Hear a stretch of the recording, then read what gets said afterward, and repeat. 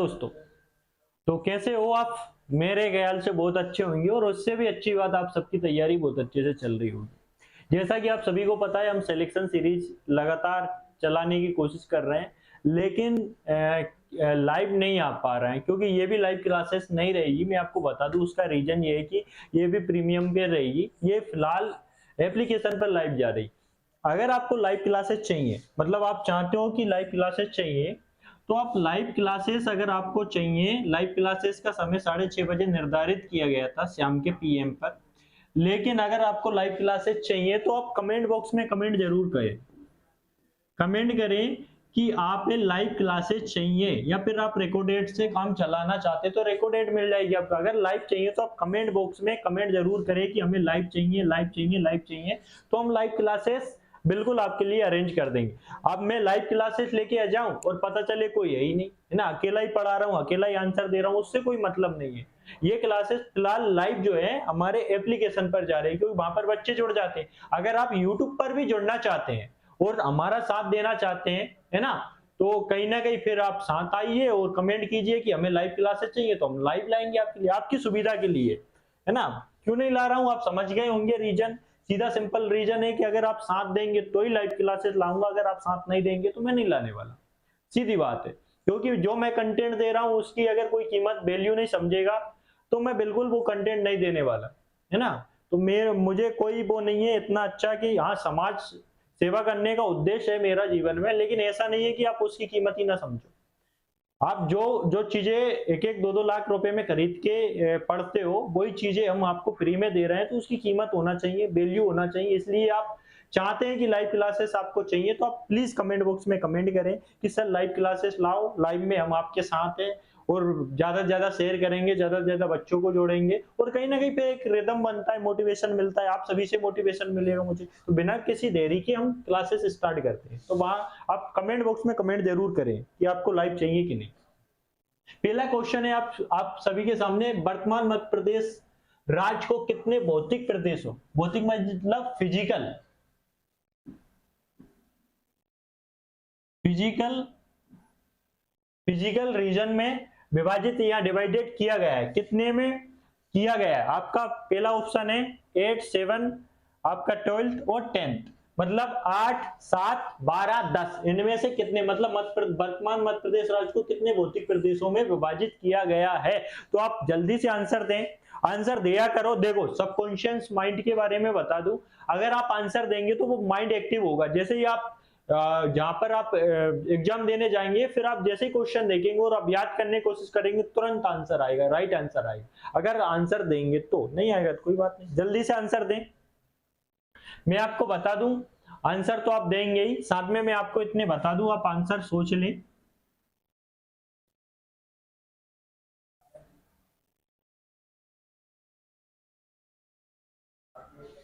ये मध्य प्रदेश का मैप आप सभी भली भांति परिचित हैं, लेकिन मध्य प्रदेश के मैप में आप सभी को पता है कि इसका आंसर तो 7 है। 7 भागों में बांटा गया है, लेकिन 7 पार्ट कौन से हैं आप सभी को पता होना चाहिए। एक तो आप ये आपका आएगा कौन सा, मैं आपको नॉर्मली बता देता हूं, नॉर्मली ये आएगा आपका, है ना।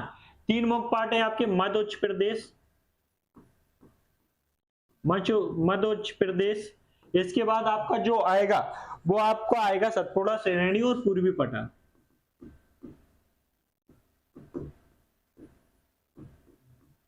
और ये आपका पूर्वी पठार,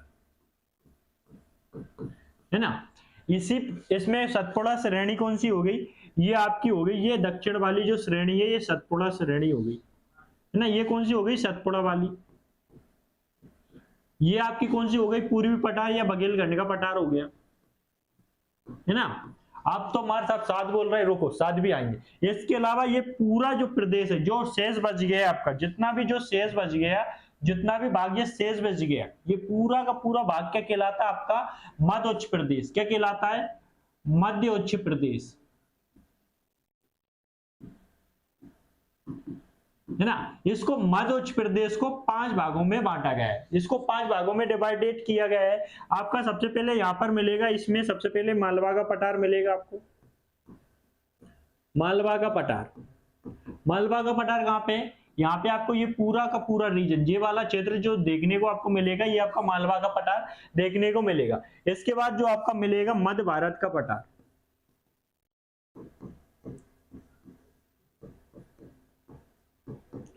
ये वाला जो क्षेत्र है आपको मध्य भारत का पठार देखने को मिलेगा, ये वाला क्षेत्र है ना।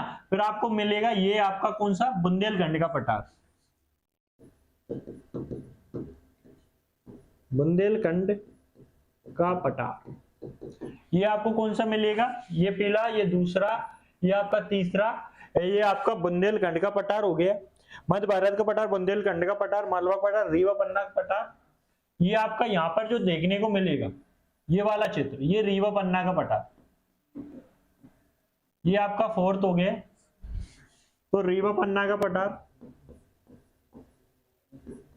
है ना। लास्ट जो बच्चा जो वाला क्षेत्र जो लास्ट बच गया, थोड़ा गिचड़ पिछड़ हो गया, माफी चाहता हूं, ये वाला लास्ट वाला जो क्षेत्र है ये नर्मदा घाटी, नर्मदा घाटी जो किसके अंतर्गत आती है, मध्य उत्तर प्रदेश के अंतर्गत। तो नर्मदा घाटी, तो ये आपके टोटल 5 ये हो गए, मतलब इसी के अंतर्गत है, 2 ये हो गए, 1 और ये 2, कुल मिला के आपके हो गए 7, जिन्हें कहा जाता है, इसलिए मध्य प्रदेश को 7 भौतिक विभागों में वर्गीकृत किया गया है। तो आगे बढ़ते हैं, अगला क्वेश्चन है, आई होप क्लियर हुआ होगा। देखो ये कोई मैं पढ़ा नहीं रहा हूं, मैं आपको ऑप्शन मतलब सॉल्यूशन बता रहा हूं और क्लियर कर रहा हूं। कहीं ना कहीं अगर आपने नहीं पढ़ रखा है तो अगर आप ये भी लगाते तो यकीन मानो आपके लगभग मेरी क्लास से, अगर रेगुलर क्लास रही तो 35% तो यहीं से आपके एग्जाम में आ जाएंगे, अगर मेरी क्लास कंटिन्यू रही तो। टेंशन मत करो। इनमें से कौन सा मध्य उच्च प्रदेश के अंतर्गत शामिल नहीं है, मैंने अभी बताया था मध्य उच्च प्रदेश के बारे में। आई होप अगर आपने ध्यान से पढ़ा होगा, है ना, आपने अपने दिमाग में अगर याद रखी होगी चीजें, तो आप इसका आंसर देंगे, इसलिए मैंने बताया था मध्य उच्च प्रदेश के बारे में। तो आप जल्दी से आंसर दें। इसमें मध्य भारत का पठार, मालवा का पठार, बुंदेलखंड का पठार, बघेलखंड का पठार या पूर्वी पठार, तो मध्य उच्च प्रदेश के अंतर्गत कौन सी चीज सम्मिलित नहीं है, तो आप जल्दी से दें। और आपको मैप बनाना आना कंपलसरी है, ये ध्यान रखना। ये आपका पूरा का पूरा कौन सा क्षेत्र है, मध्य उच्च प्रदेश है। इसमें कौन कौन सी चीजें आई थी मैंने बता गया, मैं वापस बताता हूं आपको अगर आपको याद नहीं रही होगी। ये वाला क्षेत्र है नर्मदा सोन घाटी हो गया, नर्मदा सोन घाटी है, अगर ऑप्शन में है तो बिल्कुल भैया, इसमें नहीं है कोई बात नहीं। मालवा का पठार दे रखा है, मालवा का पठार मतलब है, ये वाला ऑप्शन है, मतलब मध्य उत्तर प्रदेश में सम्मिलित है, ये वाला भी सम्मिलित है आपका। फिर ये बुंदेलखंड का पठार है, बुंदेलखंड का पठार है, बिल्कुल है ना। रीवा पन्ना का पठार का नहीं दे रखा है, कोई बात नहीं। मध्य भारत का पठार दे रखा है, मध्य भारत का पठार भी है ना। और इसके अलावा आपको कौन सा, फिर कौन सा नहीं है, बघेलखंड या पूर्वी पठार, ये तो अपने आप में एक अलग ही हिस्सा है ना, बघेलखंड या पूर्वी पठार। तो आंसर कौन सा नहीं होगा, ये वाला आपका कि मध्य उच्च प्रदेश के अंतर्गत कौन सा भाग शामिल नहीं है, तो ये वाला भाग आपका शामिल नहीं है, बघेलखंड या पूर्वी पठार, ये आपका पूर्वी पठार भी कहलाता है, तो ध्यान रखना। ओके, आगे बढ़ते हैं।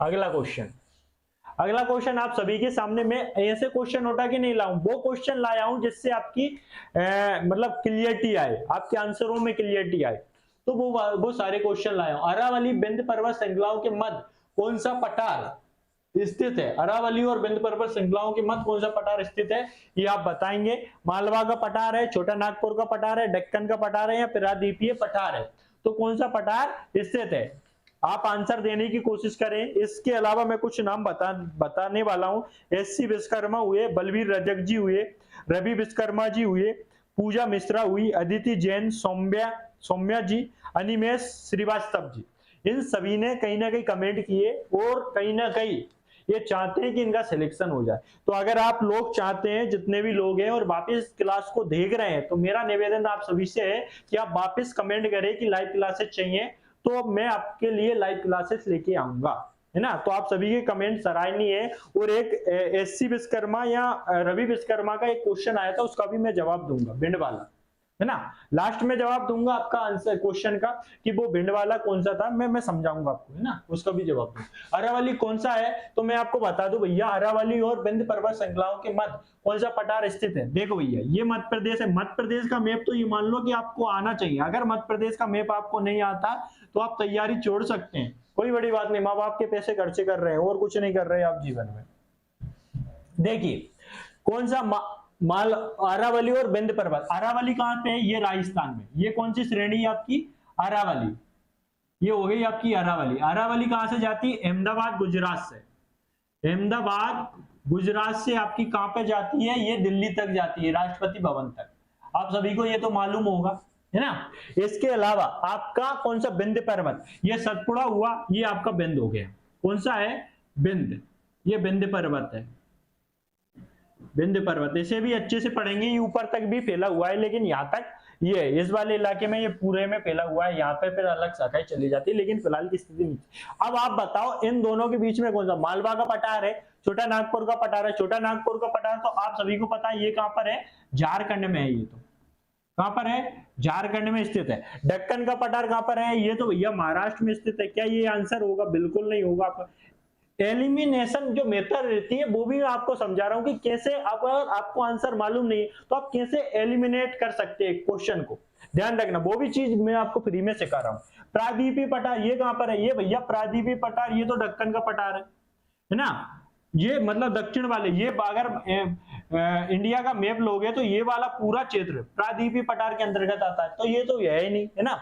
इसके अलावा मालवा का पठार, तो भैया हमने एक ही पठार पढ़ा है, मालवा का पठार, तो कौन सा आंसर होगा आपका यहाँ पर, मालवा का पठार। आई होप आप क्लियर से समझ में आया होगा चीजें कैसे चल रही है।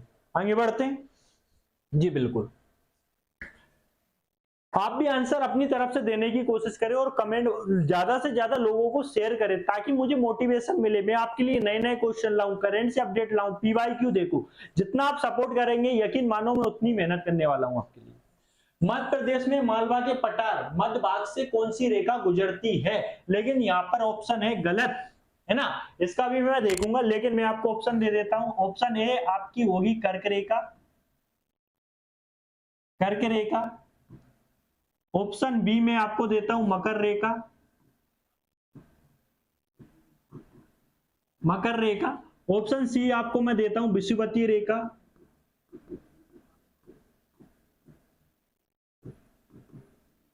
और ऑप्शन डी देता हूं मैं आपको मध्याह्न रेखा, मध्याह्न रेखा, इंटरनेशनल डेट लाइन, जहां से दुनिया का समय निर्धारित होता है। इनमें से आप बता सकते हैं कौन सी मध्य प्रदेश से गुजरती। अगर आपको मध्य प्रदेश की लोकेशन याद है, भौगोलिक लोकेशन याद है कि मध्य प्रदेश कितने डिग्री से स्टार्ट हो रहा है और कहां कहां जा रहा है, तो आपको मालूम हो। अगर आपको थोड़ा भी पता है कि 21 डिग्री के आसपास है मध्य प्रदेश, या 26 डिग्री तक ऊपर जाता है, कितने डिग्री तक जाता है ना, तो आपको अगर थोड़ा भी मालूम है तो आपका आंसर सही हो सकता है। वैसे में आपको ये ग्लोब है, ग्लोब में 0 डिग्री ये रेखा होती है, ये कर्क रेखा होती है, ये मकर रेखा होती है। 23 सही 1/2 डिग्री दक्षिणी अक्षांश, ये साउथ वाली होती है। 23 सही 1/2 नॉर्थी अक्षांश, ये आपकी नॉर्थ वाली होती है। इन दोनों के बीच में ऐसे बोला जाता है आपकी कौन सी रेखा, ऐसे बोला जाता है आपकी मकर रेखा हो गई, ये आपकी कर्क रेखा हो गई, और विषुवतीय रेखा कौन सी हो गई आपकी, ये वाली रेखा। तो आप बता सकते हैं मध्य प्रदेश से कौन सी होकर गुजरेगी। तो आप सभी को पता है मध्य प्रदेश का जो अक्षांश है, आप सभी को थोड़ा बहुत भी मालूम होगा, तो आपको पता है 21 डिग्री 6 मिनट से लेके 26 डिग्री 30 मिनट तक आपका मध्य प्रदेश पड़ता है, मतलब इससे ऊपर होगा, मतलब कौन सी रेखा गुजरेगी आपकी, कर्क रेखा कहीं ना कहीं गुजरेगी। कौन सी रेखा गुजरेगी आपकी, कर्क रेखा यहां से गुजरेगी। ये इंटरनेशनल डेट लाइन है, इसे 0 डिग्री लाइन भी कहा जाता है, जिससे दुनिया का समय निर्धारित होता है। तो ये तो वैसे भी हट जाए। तो आई होप आपको क्लियरिटी आई होगी क्वेश्चन में। आगे बढ़ते हैं, बिल्कुल देखो इसमें ऑप्शन दे रखे हैं, तो इसको भूल जाओ ना। अब इसको ऑप्शन पे जाते हैं। ये वाले ऑप्शन कैसे हैं, देखो चंबल उत्तरी सीमा दक्षिणी, मतलब मध्य प्रदेश की कौन सी सीमाएं निर्धारित करती हैं, कौन कौन सी चीजें मध्य प्रदेश की सीमाएं निर्धारित करती हैं। मध्य प्रदेश की उत्तरी सीमा कौन निर्धारित कर रही है, दक्षिणी सीमा कौन निर्धारित कर रही है, पूर्वी सीमा कौन निर्धारित कर रही है, ये वाला क्वेश्चन आपके सामने है। तो क्या उत्तरी सीमा आपकी चंबल नदी निर्धारित करती है मध्य प्रदेश की। आपका क्वेश्चन है कि मध्य प्रदेश की उत्तरी सीमा कौन निर्धारित करता है, दक्षिणी सीमा कौन निर्धारित करता है, पूर्वी सीमा कौन निर्धारित करता है, या फिर ये ऑप्शन दे रखे सारे सही है, तो आईएलडी एवं भी आप आंसर लगा सकते हैं। वो क्या हुआ, टाइपिक जो टाइपिस्ट रहते हैं उनकी मिस्टेक की वजह से ऐसा हुआ है, लेकिन कोई बात नहीं, आप लोग तो खिलाड़ी हैं, समझ गए होंगे, है ना। तो देखो कौन कौन सी चीजें आपके सामने आ रही, तो आप देख सकते हो यहीं पे। तो मैं आपको बता दूं कि देखिए उत्तरी सीमा आपकी चंबल नदी निर्धारित करती है, सही बात है। क्या है कि उत्तरी सीमा आपकी चंबल नदी, ये सही है ना। ताप्ती आपकी दक्षिणी सीमा निर्धारित करती है, बैतुल मुल्ताई से निकलती है ना। ये बुंडमेरना के पास जाती है। मेकाल पर्वत पूर्वी, ये आपकी उत्तर पूर्वी, मेकाल पर्वत यहाँ पर आता है ना। जो आपका विंध्याचल का हिस्सा है, कहीं ना कहीं अर्धचंद्राकार रूप में इस टाइप से ये फैला हुआ है, तो ये भी आपकी श्रद्धा निर्धारित करे। तो क्या है, ऑल दी एबव, तो इसका आंसर क्या होगा, ऑल दी एबव। तो आपके सभी क्या है, ऑप्शन सही है। अगर इस टाइप का क्वेश्चन आए, मैं बता चुका हूं, इस टाइप के में आप 90% मतलब 95% तक जा सकते हैं। हेल्दी एबव अगर आपको मालूम नहीं है तो सभी आंसर लगा सकते हैं, मालूम है तो एलिमिनेट कर ले। आगे बढ़ते हैं।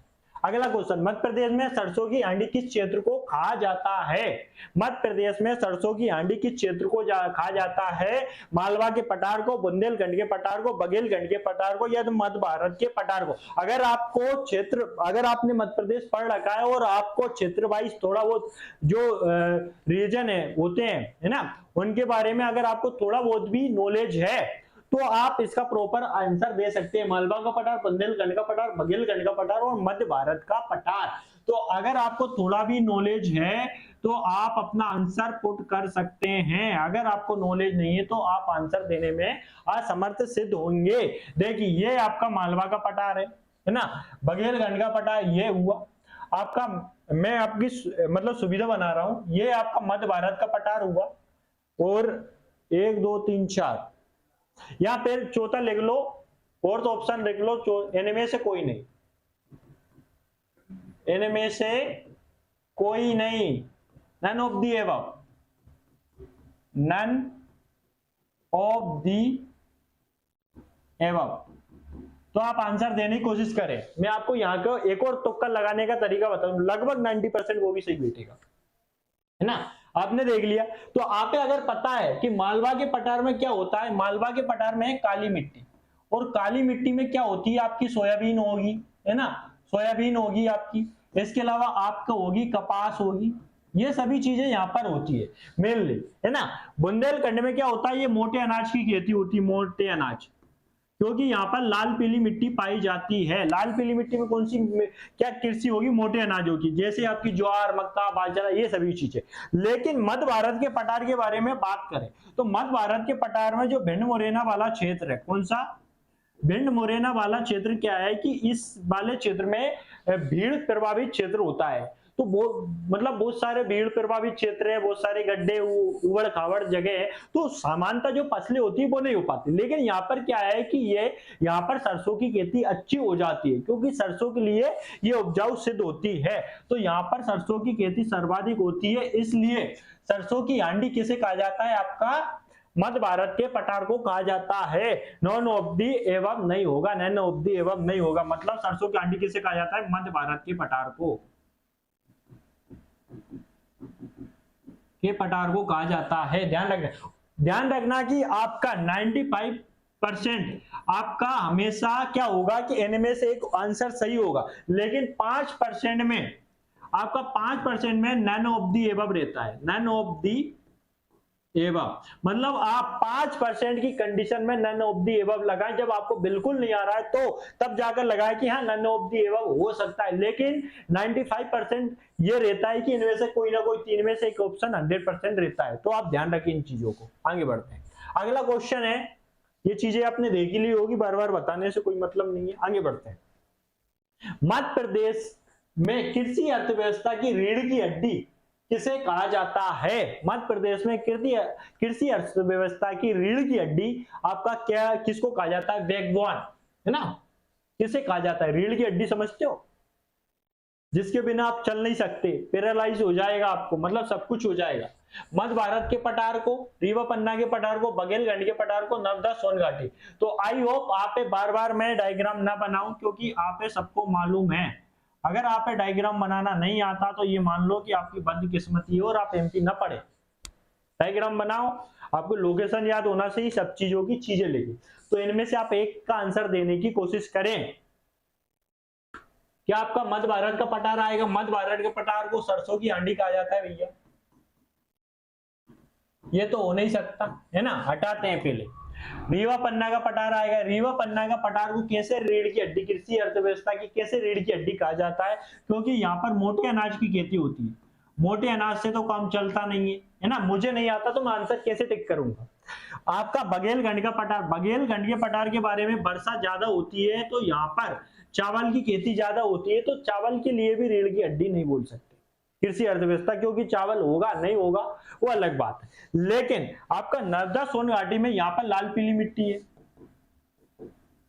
लाल पीली मिट्टी है ना। यहाँ पर कौन सी है? नर्मदा सोन घाटी, ये वाला इलाका, ये नर्मदा सोन घाटी, इस वाले इलाके में गहरी काली मिट्टी पाई जाती है, गहरी काली। वो सतपुड़ा वाले पठार में कोई कैसी मिट्टी पाई जाती है? साधारण काली, नहीं सॉरी, छिछली काली, छिछली काली यहां पर पाई जाती है, छिछली काली। और यहां पर मालवा वाले पठार में पाई जाती है साधारण काली। लेकिन जो गहरी काली पाई जाती है वो आपके नर्मदा सोन घाटी के जो रीजन है, क्योंकि नर्मदा नदी यहीं से निकलती है, सोन नदी इधर चली जाती है, तो ये नर्मदा सोन घाटी का मिलके रीजन है। तो इस वाले क्षेत्र में गहरी काली मिट्टी पाई जाती है, तो यहाँ पर आप कुछ भी बोओगे, मतलब यहाँ मान लो आप कोई सी फसल करोगे, गेहूं करोगे, चना करोगे, धनिया करोगे, सोयाबीन करोगे, कपास करोगे, मूंगफली करोगे, कोई भी खेती करोगे, तो यहाँ पर अत्यधिक उत्पादन होगा। कैसा उत्पादन होगा? अत्यधिक उत्पादन होगा, अत्यधिक उत्पादन होगा, प्रोडक्शन होगा। तो इसे क्या बोला जाता है? आपका रीढ़ की हड्डी बोला जाता है। कृषि अर्थव्यवस्था की, मध्य प्रदेश की कृषि अर्थव्यवस्था की रीढ़ की हड्डी किसे बोला जाता है? नर्मदा सोन घाटी, इस वाले रीजन को। आई होप आप समझ में आया होगा। आगे बढ़ते हैं। अगर किसी भी प्रकार का कोई भी क्वेश्चन आपके दिमाग में गूंज रहा है, चल रहा है, या पढ़ाने में समस्या है, या किसी प्रकार के मैं समझा नहीं पा रहा हूं, अच्छे क्वेश्चन नहीं ले पा रहा हूं, या फिर किसी भी प्रकार के डाउट है आपके दिमाग में, तो आप क्या करें, क्या कर सकते हैं? कमेंट कर सकते हैं, कमेंट करो। अरे आपके हाथ में मोबाइल है ना, लाइव आने दो यार। मैं कहता हूं कि आप कमेंट करो, ज्यादा से ज्यादा लोगों से कमेंट करवाओ कि भैया लाइव आओ, लाइव आओ, ताकि हम एक मैनेजमेंट बैठा सके कि कहीं ना कहीं पे टाइम निकाल के आएंगे, है ना। आप टाइमिंग भी बता दो कि इस टाइमिंग पे आओ, ताकि हम टाइमिंग भी डिसाइड करें। आइए, मध्य प्रदेश के पन्ना जिले में हीरे की प्राप्ति किस प्रकार की चट्टानों में होती है? हीरे की प्राप्ति किस प्रकार की चट्टानों में होती है? धारवाड़, आर्कियन चट्टान, आर्कियन, कडप्पा और गोंडवाना चट्टान, इनमें से किस चट्टानों में मध्य प्रदेश में हीरे की प्राप्ति होती है? तो आप जरूर बताएं किसमें होती है हीरे की प्राप्ति। आपको मालूम होना चाहिए यार, हीरा सबसे पहले ज्यादा कहां पर मिलता है? आपके किस वाले क्षेत्र में मिलता है आपका हीरा? आप सभी को मालूम होगा। हीरा आपका यहाँ पर मिलता है पन्ना वाले इलाके में, पन्ना छतरपुर वाले इलाके में, सतना वाले इलाके में, यहाँ पर हीरा सबसे ज्यादा मिलता है। तो आपको यहाँ पर कौन सी चट्टान पाई जाती है? दाढ़वार पाई जाती है, आर्कियन पाई जाती है, गोंडवाना पाई जाती है, या कडप्पा चट्टानें पाई जाती है। तो आप सभी को पता है इस वाले क्षेत्र में कौन सी चट्टानें पाई जाती है? कडप्पा चट्टानें पाई जाती हैं, जो किस श्रेणी की, इसमें कौन सी श्रेणी के अंतर्गत आती है? बीजावर श्रेणी। बीजावर श्रेणी के अंतर्गत कौन सा क्या पाया जाता है? आपका पन्ना में सर्वाधिक, पन्ना के नोतिया में सबसे ज्यादा रामकेरिया नामक स्थान पर हीरा पाया जाता है, सर्वाधिक हीरा यहाँ पर पाया। बाकी पन्ना, सतना और उसके आसपास वाले क्षेत्रों में भी, छतरपुर में भी, अंगूर छतरपुर में भी हीरा पाया जाता है।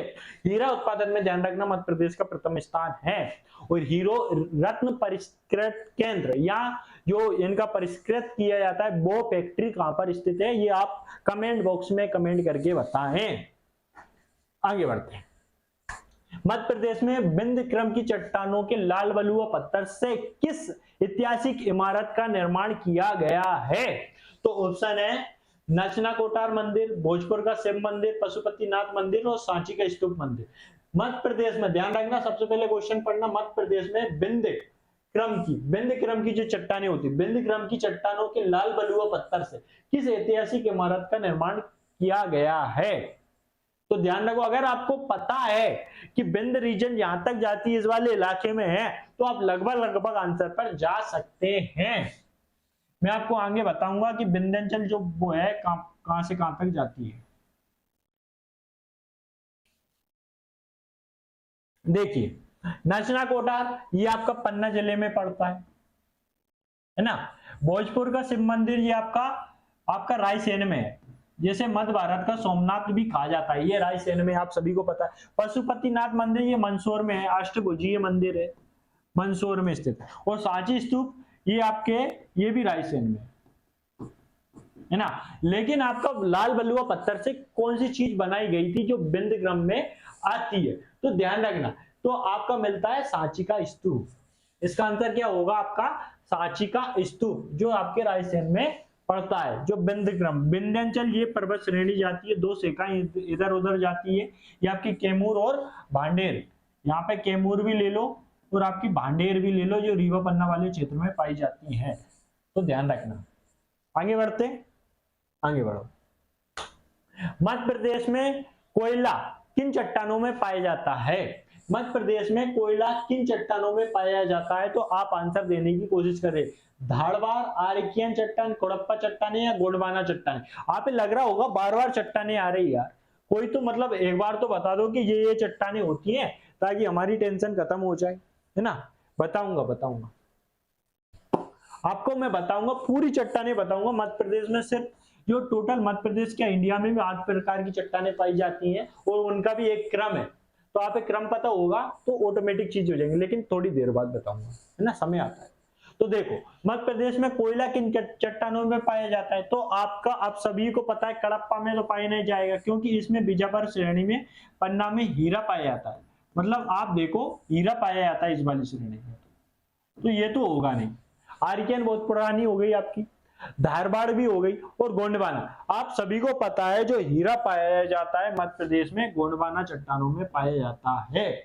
इसमें पेंच घाटी ले लो आप, पेंच घाटी ले लो, या आपकी ले लो सोन घाटी, पेंच घाटी, सोन घाटी, ये दोनों घाटियों में यहाँ पर ज्यादा मात्रा में मिलती है हीरा।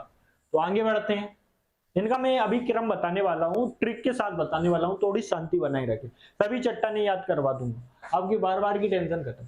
चावल का प्रमुख उत्पादक क्षेत्र है, मैं इसका आंसर पहले भी दे चुका हूं कि चावल का उत्पादक क्षेत्र कौन क्या है, तो मालवा का पठार, सतपुड़ा का पठार, बघेलखंड का पठार या मध्य भारत का पठार, तो आप बताएंगे कौन सा क्षेत्र चावल का प्रमुख उत्पादक क्षेत्र है। अगर आपको मालूम होगा तभी आप चावल, देखो चावल लाल पीली मिट्टी में होता है, पहली बात है ना, सर्वाधिक वर्षा वाले क्षेत्र में होगा, है ना, जहां वर्षा सर्वाधिक होगी उस वाले क्षेत्र में होगा, तो आप इसका आंसर प्रॉपर दे सकते हैं। क्या मालवा के पठार में होगा, मालवा के पठार में भैया काली मिट्टी पाई जाती, बिल्कुल नहीं होगा, तो ये हट गया अपना। सतपुड़ा के पठार में होगा, आपने बताया इसमें भी गहरी काली मिट्टी पाई जाती, मतलब कुल मिला के काली मिट्टी पाई जाती। बघेल, मध्य भारत के पठार, इसमें तो होगा ही नहीं भैया, इसमें आपकी कछारी मिट्टी पाई जाती है ना, इसमें होगा नहीं। लाल पीली मिट्टी में और सर्वाधिक वर्षा, क्योंकि इन वाले मालवा पठार में कम वर्षा होगी, इस वाले क्षेत्र में कम वर्षा होती है, इस वाले क्षेत्र में कम वर्षा, लेकिन बघेलखंड के पठार में सर्वाधिक वर्षा होती है, लाल पीली मिट्टी पाई जाती है, लाल पीली मिट्टी पाई जाती है, तो यहाँ पर चावल की खेती होती है ना, इसलिए प्रमुख उत्पादक क्षेत्र चावल का बघेलखंड का पठार होगा। और बघेलखंड का पठार आप सभी को पता है कहां पर स्थित है, बार बार बनाना पड़ रहा है मैप मुझे, ये वाला क्षेत्र, इस वाले क्षेत्र को बघेलखंड का पठार कहा जाता है, जो छत्तीसगढ़ में स्पेशली है। आगे बढ़ते हैं, सतपुड़ा क्षेत्र में स्थित श्रेणियों, सतपुड़ा क्षेत्र में स्थित श्रेणियों मतलब सीरीज में पश्चिम से पूर्व, मतलब आपका वेस्ट टू ईस्ट जाना है आपको, ध्यान रखना, की ओर दर्शाने वाली निम्नलिखित में कौन सा क्रम सही है। मतलब आपको अगर पता है कि ये चीज ऐसी है, ये वाली चीज वहां पर पाई जाती है, तो आप पश्चिम से पूर्व दर्शा सकते हैं, मतलब पश्चिम से पूर्व की ओर दर्शाना है। ये आपका मध्य प्रदेश का मैप बना लो इस टाइप से,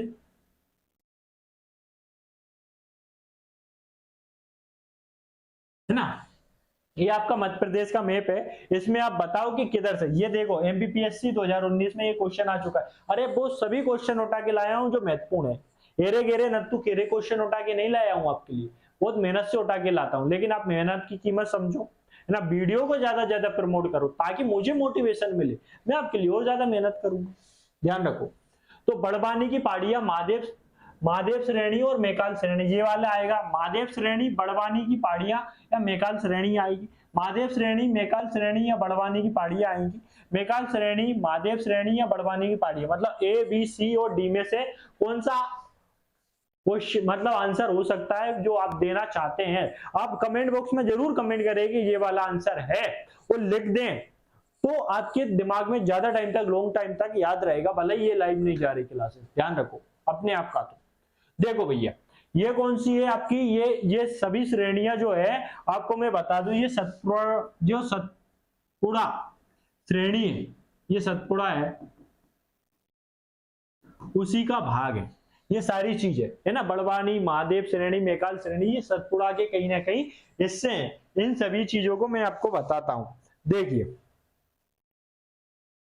आपको सबसे पहले यहां पर बुरहानपुर के आसपास देखने को मिलेगी बड़वानी, बड़वानी की पहाड़ियां।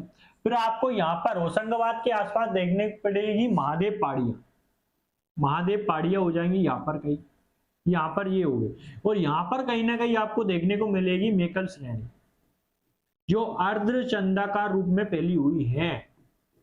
तो आप भी बताओ इसका आंसर क्या होना चाहिए। मतलब सबसे पहले बड़वानी, आपका महादेव श्रेणी और फिर मेकाल श्रेणी, तो आपका आंसर क्या होना चाहिए, बड़वानी, महादेव और मेकल श्रेणी, ये आपका आंसर होना चाहिए। अगर आपको लोकेशन याद नहीं है तो आप कहीं ना कहीं दिक्कत में है, और दिक्कत में नहीं, मैं तो ये कहूंगा बहुत ज्यादा दिक्कत में है। लोकेशन अगर आपने एमपी पढ़ा है और ऐसे नहीं पढ़ा है कि आप लोकेशन ही याद नहीं आ रहे, तो आपका पढ़ना ही बेकार है। एमपी में कभी क्वेश्चन सही नहीं होने वाले आपके, कैसे भी पढ़ लो भले। फैक्ट रखने से थोड़ी ना एमपी क्लियर होगा कि यही वाले क्वेश्चन ये फैक्ट पूछ लो। थोड़ा बहुत आपको याद होना चाहिए, क्लियरिटी होना चाहिए कि भैया, तभी आपके तुक्के लगेंगे। तुक्के कब लगते हैं, जब आपके पास नॉलेज होगा, थोड़ा सा नॉलेज होना चाहिए। फैक्ट वाली राजनीति खत्म हो, है ना, षड्यंत्र वाली राजनीति आ गई।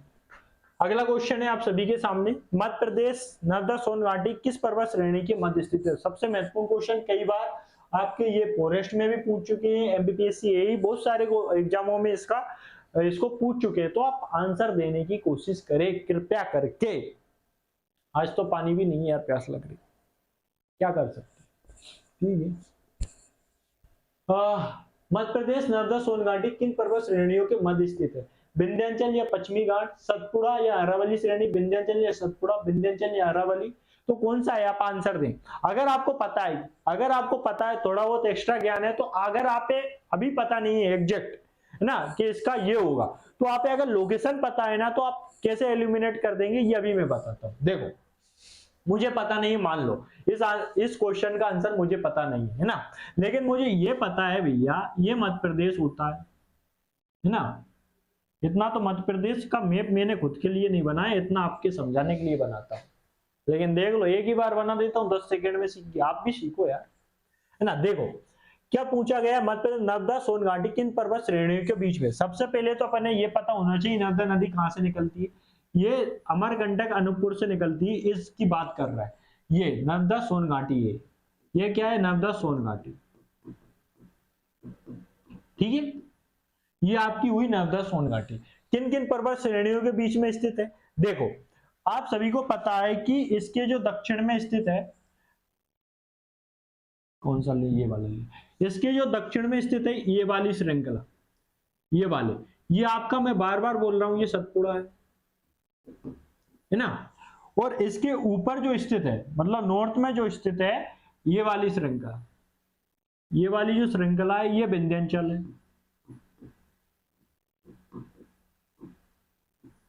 ना, विंध्याचल श्रेणी है, और ये आपकी सतपुड़ा श्रेणी है। तो आप आंसर देखें कि कहां पर आपका आंसर मिलता है। विंध्याचल, पश्चिमी घाट, पश्चिमी घाट तो भैया ये भारत के इसमें आ गया, ये मैप देखेंगे तो आप देखो, ये आपका कौन सा हो गया, ये आपका पूर्वी घाट हो गया, पूर्वी घाट, ये आपका हो गया पश्चिमी घाट। किस पे जाएंगे, बिल्कुल नहीं जाएंगे। क्यों जाएंगे भैया, इतनी दूर क्यों जाएंगे, ये तो हो ही नहीं सकता आपका।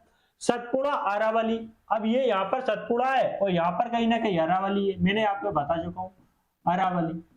क्या इन दोनों के बीच में है, नहीं भैया, इसके बीच में भी एक और चीज है, ये भी नहीं होगा, तो ये दोनों नहीं हुए। विंध्याचल एवं अरावली, ये डबल से आ गया, तो नहीं होगा।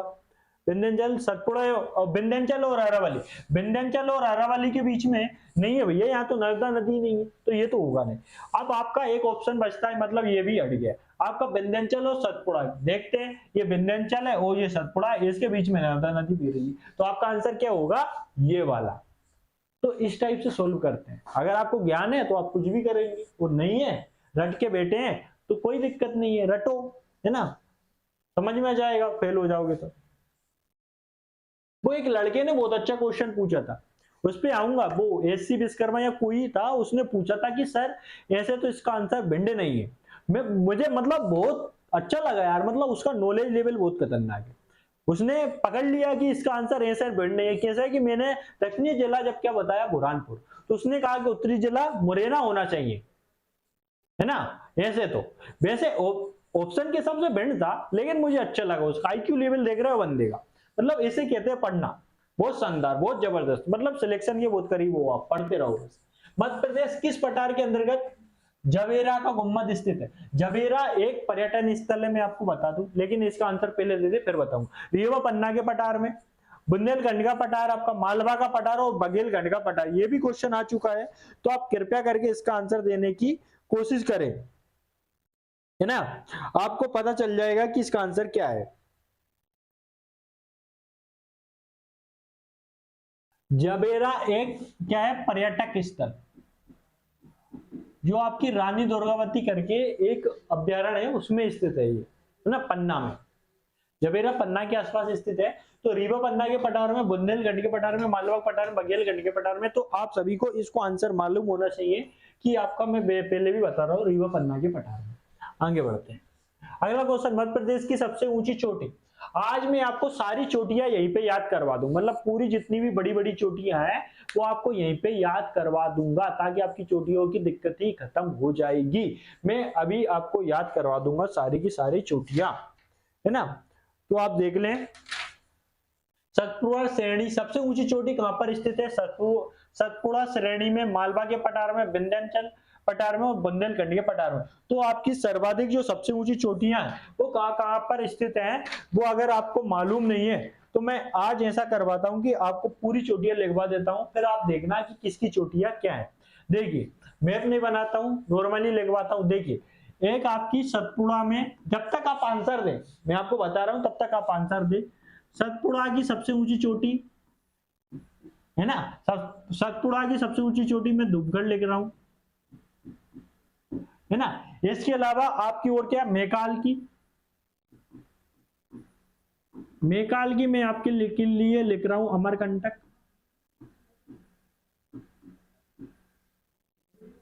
इसके अलावा आपकी बुंदेलखंड की, बुंदेलखंड की लिख रहा हूं सिद्ध बाबा। थोड़ी राइटिंग देख लेना, बढ़िया है, लेकिन सिद्ध बाबा है।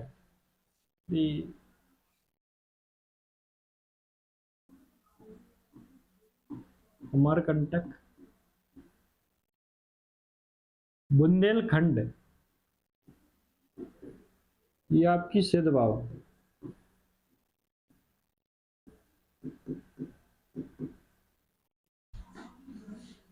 मालवा, मालवा की आपकी सबसे ऊंची होगी शिकार। इसके अलावा आपकी विंध्याचल, या आपकी जो विंध्याचल है उसकी क्या होगी,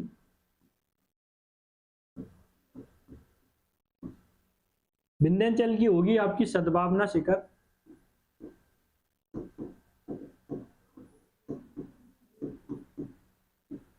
शिखर जिसे क्या कहा जाता है, गुडविल शिखर भी कहा जाता है। ये है ना, इसमें सबसे ऊंची चोटी कौन सी है, तो मालवा की, आपको सभी को मैंने लिख दी, अब बार बार नहीं लिखूंगा, है ना। सबसे ऊंची चोटी आपकी कौन सी, आप आंसर दें, तो आपको सबको पता है मध्य प्रदेश की सबसे ऊंची चोटी कौन सी है, धूपगढ़, है ना। लगभग 1350 मीटर सबसे ऊंची चोटी है ना। वही आपकी 1350 ही है शायद, कमेंट बॉक्स में कमेंट करके देखे, है ना, एग्जैक्ट तो मुझे याद नहीं आ रहा है, लेकिन 1350 वही है, कमेंट बॉक्स में कमेंट करे। लेकिन मालवा के पठार की ये आपकी शिकार है, 881 किलोमीटर है ना, वो आप देख ले। बाकी आप सभी को पता है, सबको सब बता दी। तो मध्य प्रदेश की सबसे ऊंची चोटी कौन सी होगी, आपकी धूपगढ़ की चोटी। आगे बढ़ते हैं, अगला क्वेश्चन, मध्य प्रदेश मुख्य रूप से क्या है? मध्य प्रदेश घाटी है, मैदान है, पहाड़ है, पठार है, तो क्या है ये? आपको क्वेश्चन अच्छा है, अगर आपको अच्छे से मध्य प्रदेश को पढ़ा है तो यहाँ कहीं ना कहीं आपका नॉलेज दर्शाता है। मैं आपको भारत का मैप बनाता हूँ कहीं ना कहीं, पूरा भारत का ही मैप बना देता हूँ। ये देखो, मुझे मध्य प्रदेश का भी नहीं, भारत का भी मैप बनाना आता है। आता है भाई, आता है, भारत का भी मैप बनाना आता है। ये देख लो, ये अपना भारत है, इसका मैप मैंने बना दिया। तो आप आंसर दें, तब तक मैं आपको एक चीज बता रहा हूं, है ना। ये आपका पर्वतीय प्रदेश हो गया, भारत को जो बांटा गया है ये आपका पर्वतीय प्रदेश होता है। ये आपका उत्तर भारत का विशाल मैदान है, विशाल मैदान। और ये आपका हो गया प्रायद्वीपीय पठार, ये ऊपर से यहां तक ये आपका होता है प्रायद्वीपीय पठार, है ना। तो यहाँ पर आपको बांटा गया है द्वीप समूह में, वो अपने काम का नहीं है ना। लेकिन मेनली ये आपका प्रायद्वीपीय पठार है। तो आप आंसर देने की अब तो कोशिश करो भैया, क्या आंसर आएगा, है ना। तो सीधी सी बात है कि भैया पठार आएगा, प्रायद्वीपीय पठार, क्योंकि मध्य प्रदेश भी किसका हिस्सा है, मध्य प्रदेश यहाँ पर स्थित है। तो मध्य प्रदेश किसका हिस्सा हुआ, प्रायद्वीपीय पठार का हिस्सा हुआ। तो ये मध्य प्रदेश भी क्या हुआ, एक प्रकार का पठार है। आगे समझ में क्यों है, आगे बढ़ते हैं। सब बता रहा हूं भैया, पूरे कॉन्सेप्ट क्लियर कर रहा हूं, और क्या चाहिए तुम्हें जीवन में। आइए आगे बढ़ते हैं। मालवा पठार में स्थित पहाड़ियों को ऊंचाई के बढ़ते क्रम में व्यवस्थित कीजिए। मालवा पठार में जो पहाड़ियां हैं उनको ऊंचाई के बढ़ते क्रम में व्यवस्थित कीजिए। धजारी, जनापाव चोटी और सिगार की चोटी, या सिगार चोटी, जनापाव चोटी, धजारी, जनापाव चोटी, धजारी चोटी, सिगार चोटी, या इनमें से कोई नहीं, है ना। मैं बता चुका हूं कि 95% में क्या मतलब 5% में जब आपको कुछ नहीं आ रहा है तो उसमें आप रिस्क ले सकते हैं, नॉन एफडी है ना, उसमें ले सकते हैं, लेकिन नॉर्मली मत लेना, आपको दिक्कत हो जाएगी। मैं आपको एक वो बताता जा रहा हूं कि भैया अगर धजारी है तो उसकी है 810, इसके बाद अगली जो चोटी होगी वो जनापाव होगी। जनापाव मांडू के आसपास पड़ती है, जनापाव होगी आपकी 854, है ना। और सिगार क्या होगी आपकी, सिगार होगी, सिगार आपकी 881। ये आपकी मतलब ऊंचाई नहीं पूछी जाएगी कि कौन सी चोटी क्या है, कि 881 है कितनी, ये बिल्कुल नहीं पूछी जाएगी, क्योंकि एग्जैक्ट बिल्कुल नहीं होती। ऐसे मत रखना डेटे को, लेकिन ध्यान रख लेना थोड़ा मोटा मोटा, है ना। इसलिए मुझे डेटा ज्यादा याद नहीं, जो इंपॉर्टेंट है वो मुझे याद है, ज्यादा याद नहीं रखता मैं फालतू। तो ये वाला ऑप्शन कौन मिल रहा है, धजारी, जनापाव और सिगार। तो पहला ही ऑप्शन आपका राइट हो गया, ठीक है। ऐसे करते हैं सोल्व, आगे बढ़ते हैं। मध्य प्रदेश का प्रसिद्ध हिल स्टेशन पचमढ़ी कहां पर है, पचमढ़ी। आप सभी को पता है पचमढ़ी फेमस है, तो इसका आंसर तो आप सिंपली दे सकते हैं, ग्वालियर की पहाड़ी कहां पर स्थित है। पचमढ़ी में आपको बता दूं सबसे पहले आपकी होशंगाबाद में स्थित है। कहां पर है, होशंगाबाद में स्थित है। अब बताओ आप, जिसका नाम नर्मदापुरम भी हो गया, अब बताओ आप कि होशंगाबाद में स्थित है पचमढ़ी, ग्वालियर की पहाड़ी कहां पर स्थित है, ये ग्वालियर के आसपास है, ग्वालियर के आसपास। महादेव श्रेणी कहां पर स्थित है, ये आपकी होशंगाबाद में मिलेगी।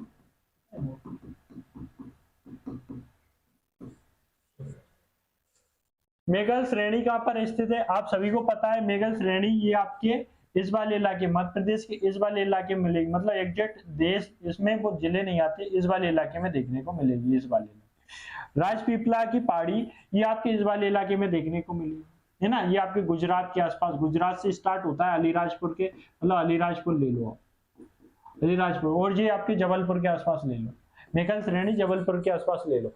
तो आपका कौन सा आंसर होगा, जो होशंगाबाद के करीब होगा। तो महादेव पहाड़ी ही आपके होशंगाबाद के करीब स्थित है। अगर आपको पता है तो कुछ भी मुमकिन है ना। आगे बढ़ते हैं, आगे बढ़ो। श्यामला हिल्स ईदगाह पहाड़ियां मध्य प्रदेश में निम्नलिखित में से किस स्थान पर स्थित है। मैंने इसके ऊपर एक रील बनाई, अगर आपने वो रील देखी होगी ना तो आपको ये पूरी पहाड़ियां याद होंगी कि भोपाल 5 पहाड़ियों पर बसा हुआ है, जिसकी ट्रिक है ना, सनी की यह पागल बनाता है, जैसे मैंने छोड़ा है मुझे आके यूं दिखाता है, मान है तो क्या हुआ जान थोड़ी दे देंगे, अपना भी जमीर है ऐसा थोड़ी होता है, हर चीज पैसा थोड़ी होता है। गाना नहीं आता, लेकिन मैं आपको याद दिला रहा हूं कि हाँ विप्राग की बनाई थी मैंने, भोपाल में, ग्वालियर में, इंदौर में, जबलपुर में, श्यामला और ईदगाह हिल्स, दुनिया में हर चीज पैसा थोड़ी होता है, मैंने बताया था सन की है पागल बनाता है, जैसे मैंने छोड़ा है मुझे आके यूं दिखाता है। सन की मतलब Shyamla Hills, Shyamla Hills, hills बार बार नहीं लिखूंगा मैं, है ना। सनकी से क्या हो गया आपका श्यामला हिल्स। ये ट्रिक आप रट लो भैया, जो ना पूछा हो पहले याद नहीं की हो। अरेरा हिल्स, इससे अरेरा हो गई 5 पहाड़ियों पर जो भोपाल बसा है। इससे नेवरी, नेवरी हिल्स या नवेरी हिल्स भी बोला जाता है। इसे कटरा हिल्स, कटरा हिल्स, और इसे ईदगाह हिल्स। ये 5 पहाड़ियों पर जो बसा हुआ है भोपाल, उसकी ट्रिक है सनकी। सनकी ये पागल बनाता है, जैसे मैंने छोड़ा मुझे आके यूं दिखाता है। आगे बढ़ो। निम्नलिखित इसमें से कौन सी पर्वत श्रृंखला मध्य प्रदेश में मौजूद है? पूर्वांचल, अरावली श्रेणी, पीर पंजाल श्रेणी, विंध्याचल श्रृंखला। तो मैं आपको बता दूं, पूर्वांचल ये उत्तर पूर्वी भाग में आ गया। अगर इंडिया का मैप बनाए, अगर इंडिया का मैप अगर थोड़ा सा बनाते हैं, ये देखो, है ना, इस वाले इलाके में आपकी कौन सी आ जाएंगी? ये पूर्वांचल आ जाएंगी। क्या यहाँ पर होगी? ये नहीं होगी भैया, है ना। अरावली श्रेणी ये राजस्थान में है, यहाँ पर अरावली ये होगी आपकी। क्या ये होगी? बिल्कुल नहीं होगी। पीर पंजाल श्रृंखला ये यहाँ पर होगी, जम्मू कश्मीर वाले में, ये पीर पंजाल होगी आपकी, ठीक है, यहाँ पर होगी। विंध्य श्रृंखला ये वाले, इस वाले इलाके में है। तो कौन सा आंसर होगा? कौन सा होगा आपका? विंध्य श्रृंखला, जो आपके मध्य प्रदेश में स्थित है। मध्य प्रदेश में प्रमुख रूप से किस प्रकार की चट्टानों का विस्तार पाया जाता है? आर्कियन, विंध्यन, गोंडवाना और उपरोक्त सभी। मैंने बताया था इसकी कि भैया 95% चले जाओ, कि जब आपको OLD एवं मिले तो क्या लगाओगे आप? क्या लगाओगे वो देख लो। लेकिन मैं आपको 8 चट्टाने बता देता हूं, इसके अलावा कोई चट्टाने नहीं है। यहां भी काम आएगी, जिसकी ट्रिक है ADK, है ना, BG, और आपकी एक और होती है DT। ये इसकी ट्रिक है। अलग अलग कलर से मैं लिख देता हूं। इसका नाम हो जाएगा आर्कियन। इनका क्रम है, बनने का क्रम भी और कैसे भी। आर्कियन, और आर्कियन के बाद आपकी आएगी धारवाड़, और ये आपकी आएगी धारवाड़ के बाद कौन सी श्रेणी आएगी? कुड़प्पा। कुड़प्पा, कुड़प्पा के बाद आपकी आएगी, ये आपकी कौन से रीजन आएगा? कुड़प्पा के बाद आपकी आएगी विंध्यन, विंध्य वाली, और ये आपकी कौन सी आएगी? गोंडवाना। इसमें कोयले का निर्माण मिलता है, इसमें आपका वो हीरा मिल गया पहले, कोयले से पहले हीरा मिल गया, ऐसा होता है क्या, है ना। आपकी ये कौन सी होगी? ये डक्कन ट्रैप होगी, ये वाली आपकी डक्कन ट्रैप होगी। डक्कन ट्रैप के बाद ये आपकी लास्ट जो बच गई वो कौन सी होगी? आपकी टर्सरी, जो नवीनतम चट्टान है। तो इसका आंसर आप समझ गए होंगे कौन सा होने वाला है ना, टर्शियरी। ये आपका उपरोक्त सभी हेल्दी एवं। आगे बढ़ते हैं। राजपीपला सतपुड़ा पर्वत के किस भाग में स्थित है? तो राजपीपला सतपुड़ा पर्वत के किस भाग में स्थित है? इसका आंसर आपको मैप से ही मिलेगा, है ना। पश्चिमी भाग में, पूर्वी भाग में, दक्षिणी भाग में, मध्य भाग में। तो अगर आपको मैप आता है तो आपको सब कुछ आता है, अगर मैप नहीं आता है तो आपको कुछ याद नहीं आता है ना। ये आपका सतपुड़ा श्रेणी है पूरी की पूरी, है ना। इस वाले श्रेणी को 3 भागों में बांट दिया। तो राजपीपला मध्य प्रदेश के किस भाग में? यहाँ पर आपको मेकल श्रेणी मिलेगी। कौन सी? मेकल श्रेणी, सतपुड़ा के इस वाले इलाके में। ये यहाँ पर आपको, यहाँ पर महादेव श्रेणी मिलेगी, और यहाँ पर मिलेगी आपकी राजपीपला। तो किस भाग में स्थित है आपके? ये आपका पूर्वी हो गया, ये आपका पश्चिमी हो गया। तो ये आपका कौन सा आंसर होगा? पश्चिमी भाग में। तो राजपीपला कौन से भाग में स्थित होगी? आपकी पश्चिमी भाग में, सतपुड़ा क्या में। आगे बढ़ते हैं। 2-3 क्वेश्चन और है जो करवाई देता हूं, है ना। ये आपके कल के कुछ क्वेश्चन छूट गए थे, वो भी मैं कंप्लीट करा देता हूं। ज्यादा ज्यादा मैं आपका 5 मिनट लूंगा, मैंने वैसे भी टाइम वेस्ट नहीं किया, है ना। आप करते हैं। रानी कमलावती रेलवे स्टेशन मध्य प्रदेश के किस जिले में स्थित है? अगर आपने कल सही से पढ़ा है और रिवाइज किया है तो आप आंसर देंगे, नहीं तो कोई बात नहीं, है ना। इंदौर, भोपाल, अजयगढ़ और दतिया। तो कहां पर स्थित है रानी कमलावती, है ना, जिसका नाम हबीबगंज रेलवे स्टेशन था पहले, हबीबगंज से तो याद कर लो, है ना। इसे फर्स्ट प्राइवेट रेलवे स्टेशन भी कहा जाता है। तो ये कहां पर स्थित है आप बताएंगे? तो ये आप सभी को पता है, भोपाल में स्थित है। आगे बढ़ते हैं। निम्नलिखित में से किस जिले की सीमा महाराष्ट्र से नहीं लगती? तो महाराष्ट्र से लगने वाले जिलों आपको मालूम होना चाहिए। अगर आप मैप में जाएंगे तो अंत में एक मैप ले रखा है मैंने, ये देखो, है ना। महाराष्ट्र से आपके यहाँ से जाओ, आप यहाँ से ये पूरे जिले आपके चूते चूते लगभग आपके 10 जिले यहाँ पर महाराष्ट्र को टच करते हैं। कितने? पांडुराणा बनने के बाद कितने जिले टच कर रहे हैं महाराष्ट्र को?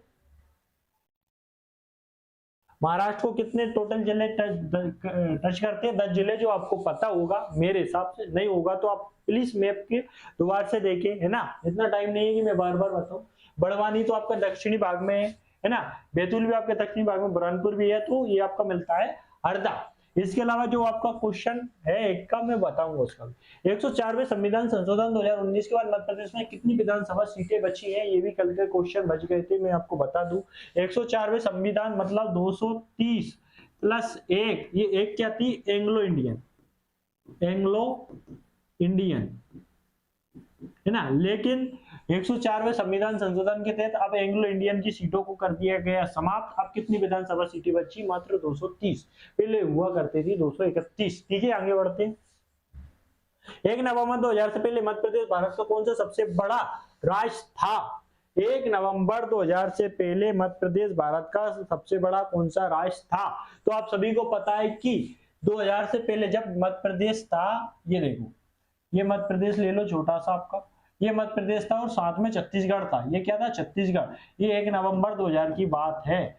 तब ये क्षेत्रफल की दृष्टि से पहला है ना। वो आप क्षेत्रफल की दृष्टि से सेकंड हो गया, पहला कौन हो गया आपका? राजस्थान, जो मध्य प्रदेश के ऊपर पाया जाता है। ठीक है, तो 1 नवंबर 2000 से पहले मध्य प्रदेश का कौन सा बड़ा राज्य था? तो पहला राज्य था, ध्यान रखना। आगे बढ़, मध्य प्रदेश कौन सा जिला भू अवस्थित है, मतलब पूरा लैंड लोकेट, जो लैंड से पूरी तरह लोकेट हो, वो कौन सा जिला है? इनमें से कौन सा डिस्ट्रिक्ट है? ध्यान रखना, भोपाल, नीमच, मुरैना, छिंदवाड़ा। तो आपको अगर पता है, अगर आपको लोकेशन पता है जिलों की, तो आप ये ध्यान रखो कि आपको ये आंसर दोगे, नहीं तो नहीं दे पाओगे। नीमच यहाँ पर पड़ता है, नहीं है भैया। मुरैना यहाँ पर पड़ता है, नहीं है भैया। छिंदवाड़ा यहाँ पर पड़ता है, नहीं है भैया। भोपाल आपका यहाँ पर पड़ता है, हाँ ये हो सकता है, तो भोपाल इसका आंसर होगा। भोपाल। आगे बढ़ते हैं। किरार घाटी विवाद किन दो राज्यों के मध्य है? किरार घाटी विवाद, ये बहुत महत्वपूर्ण क्वेश्चन है जो आपको मालूम होना चाहिए। किरार घाटी विवाद, देखिए यहाँ पर अनूपपुर के आसपास एक घाटी है, किरार घाटी। ये मध्य प्रदेश, ये एमपी है, वो यहाँ पर है छत्तीसगढ़। इन दोनों के बीच में एक विवादित घाटी है यहाँ पर, उसका नाम है किरार घाटी। किरार घाटी, अगर किरार घाटी को मध्य प्रदेश की ना माना जाए तो मध्य प्रदेश का जो क्षेत्रफल है वो कितना होगा? 3,08,248 किलोमीटर। 3,08,248 वर्ग किलोमीटर। ये आपको बहुत सी वेबसाइटों में देखने को मिलेगा। लेकिन इसको हम इस 7 किलोमीटर का जो एरिया है, 7 वर्ग किलोमीटर का जो एरिया है, इसको हम अपना मानते हैं। तो इसके बाद हमारा क्या हो रहा है? 3,08,252 वर्ग किलोमीटर, जो आपको 252 वर्ग किलोमीटर जो वर्तमान का मध्य प्रदेश का क्षेत्रफल देखते हो, तो ये इसे सम्मिलित करके इसे हटा के पूछा जाए तो ये होगा आपका। तो ये ध्यान रखें, आपके लिए बहुत ज्यादा इंपॉर्टेंट है। आगे बढ़ो।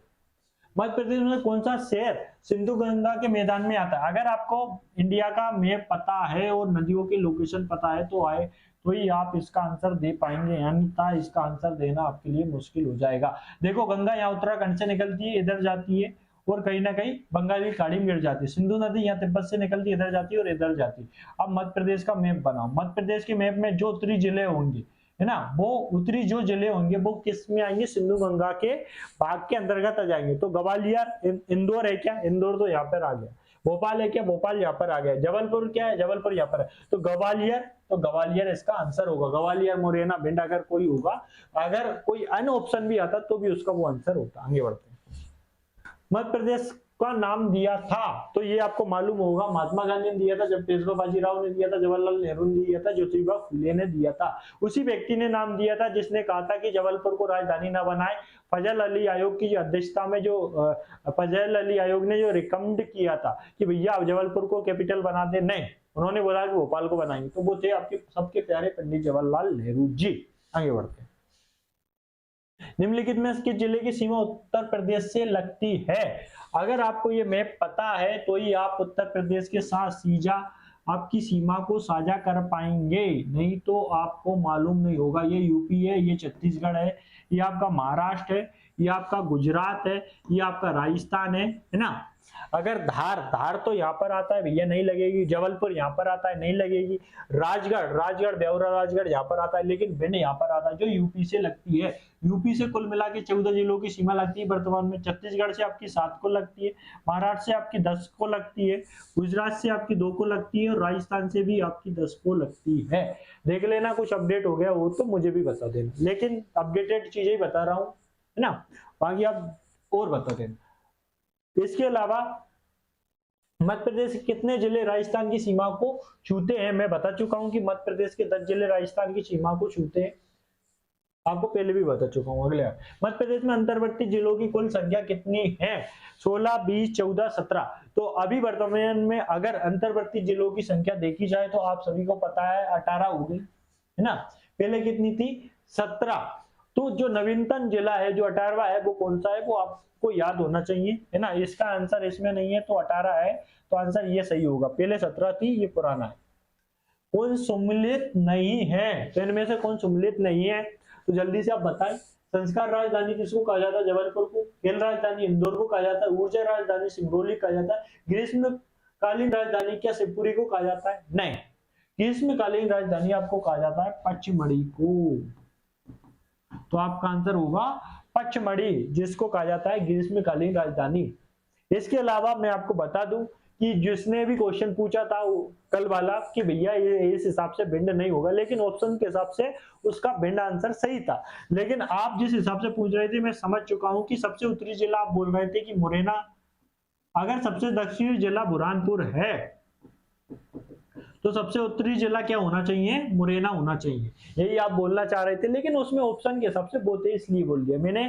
फ्लो में दक्षिणी जिला बता दिया था बुरहानपुर, तो आप वो कोई दिक्कत नहीं, मतलब गलत भी नहीं बताया। वो आपकी मैं भावनाएं समझ गया, आपका आईक्यू लेवल समझ गया कि आप मतलब सच में पढ़ने वाले हैं और मेहनत करते रहे, आपका सिलेक्शन 100% होने वाला है ना। इसके अलावा अलीराजपुर सबसे आपका कौन सा जिला हो गया? अलीराजपुर आपका पश्चिमी जिला हो गया, और सिंगरौली आपका पूर्वी जिला हो गया। आई होप मैंने बिना किसी बकवास से जल्दी आपका टाइम खराब ना हो, मतलब जल्दी से कोशिश की है कि सेशन खत्म हो जाए और आपका टाइम खराब ना हो ना। इसमें अगर किसी भी प्रकार की कोई गलती होती है, कुछ गलतियां मैं जानबूझ के भी करता हूं ताकि आप देखें आप पढ़ रहे हैं कि नहीं पढ़ रहे हैं, या फिर आंखें बंद करके पढ़ रहे हैं कि सामने वाला टीचर कुछ भी पढ़ा रहा है आप मानते जा रहे हैं कि सही है। वो आगे मैं बता दूंगा कि ये मैंने गलती की थी, आपने सुधारी कि नहीं सुधारी। कुछ किए हैं आप, गलतियां ढूंढो मेरे इस सेशन में और कमेंट बॉक्स में कमेंट करोगे ये वाली गलती है। अगर आप पकड़ गए तो आप सच में इंटेलिजेंट है। अगर आप मेरी गलती पकड़ गए तो आपका सिलेक्शन कोई नहीं रोक सकता। बहुत सारी बुकें पढ़ रखी है, जितनी भी प्रकार की एमपी की बुकें आती है सभी प्रकार की एमपी की बुकें पढ़ रखी है। अरे बहुत संघर्ष, एमपी मतलब माय फेवरेट सब्जेक्ट, बहुत ज्यादा।